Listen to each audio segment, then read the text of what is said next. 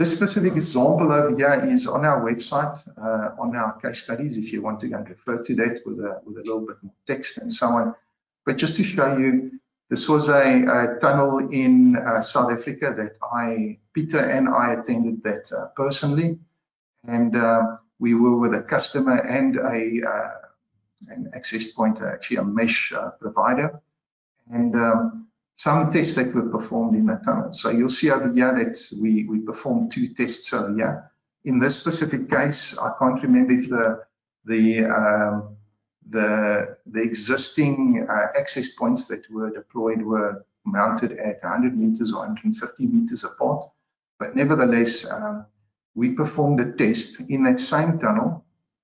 And so I think the customer told us that the extent of the access point was about 150 meters, and then so they had to mount the access points actually 100 meters to make sure that there's some overlap between the different access points. This access point provider was actually utilizing antenna beam steering technology, which sounded like quite a nice feature. But when we performed our tests over here we did our first tests to a tablet and a phone. And this specific test over here was performed with our Heli 22. It was actually the predecessor of the Heli 22, which was a prototype antenna.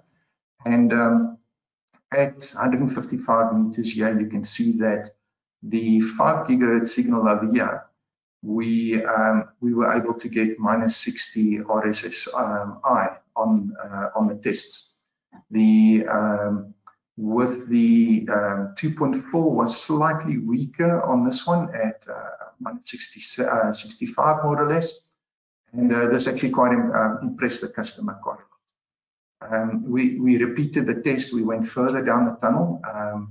And this was after an elbow or a bend in the tunnel. So this was after the first bend. You'll see over here at 200 meters the signal attenuated slightly, the same as with the 5 gigs and the 2.4.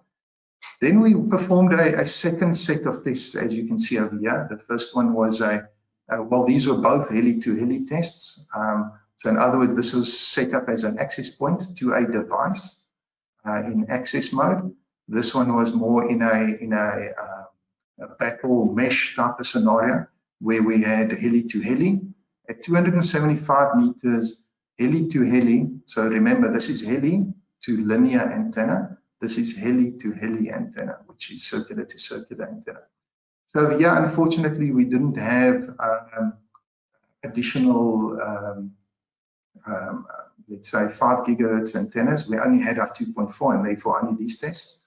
But you'll see over here that at 275 meters in this platinum line, we were getting minus 50 received by the mesh node. In the tunnel, we had a locomotive actually passing us. The tunnel was about 2.5, 3 meters by 2.5, 3 meters, which is quite a narrow tunnel. And as the locomotive passed, I actually had to step backwards to place myself against the wall so that it wouldn't be a health and safety risk for the locomotive. And you'll see with that locomotive passing and almost filling up most of the tunnel space, so becoming a major RF obstacle within that tunnel.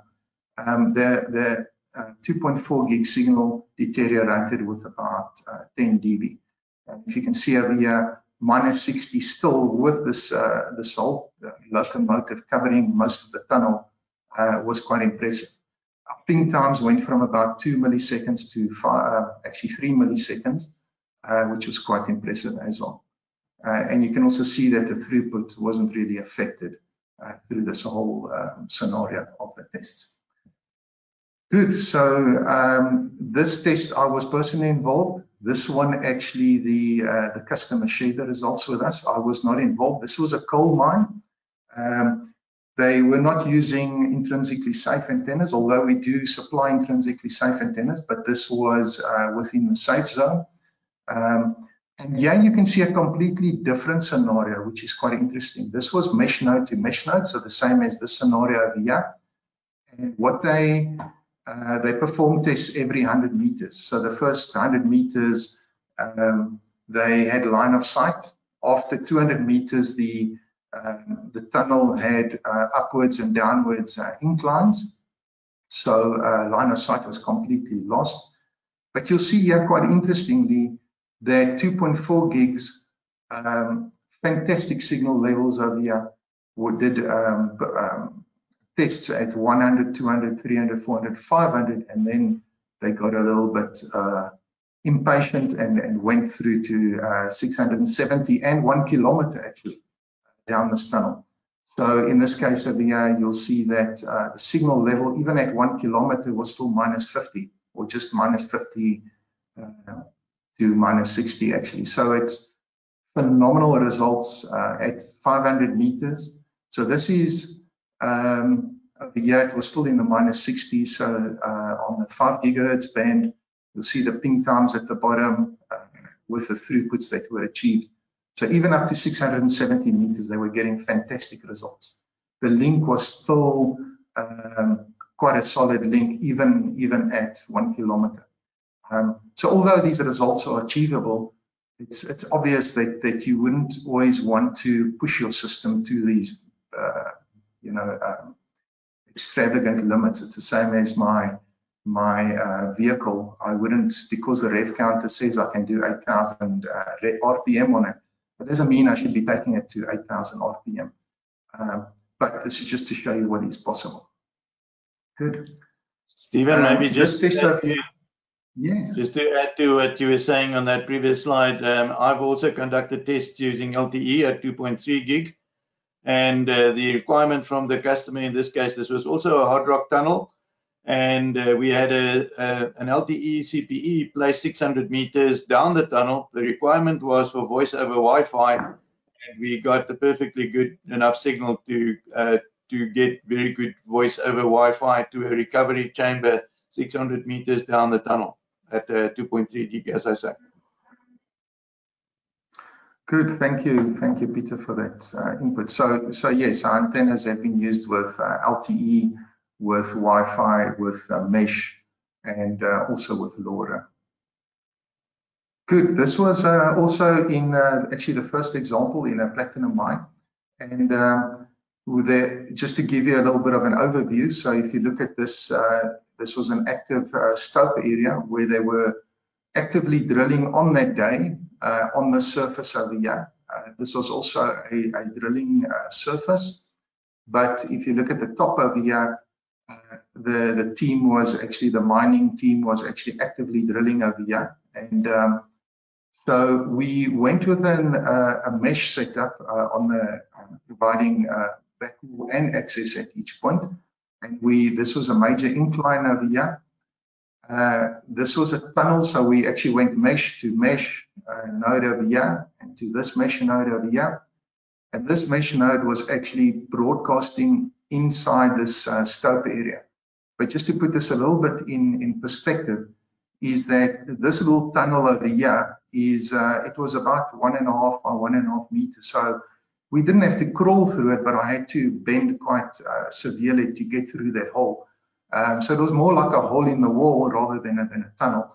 And just because it was a test and because we didn't want to do an installation inside, and because the miners were also very actively busy over there, we decided not to install the antennas on the inside, but actually on the outside, so radiating through this hole into this chamber.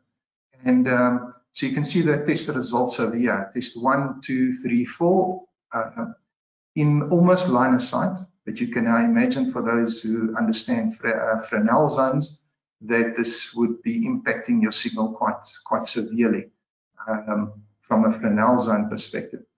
And so we did test. So here are the results. This was the RSSI test. We couldn't do full tests over here because our time was limited in this chamber. And you'll see over here that we achieved minus 60s in this line of sight environment. But as soon as we moved over here, where they were drilling, we couldn't go right against the face because they were active.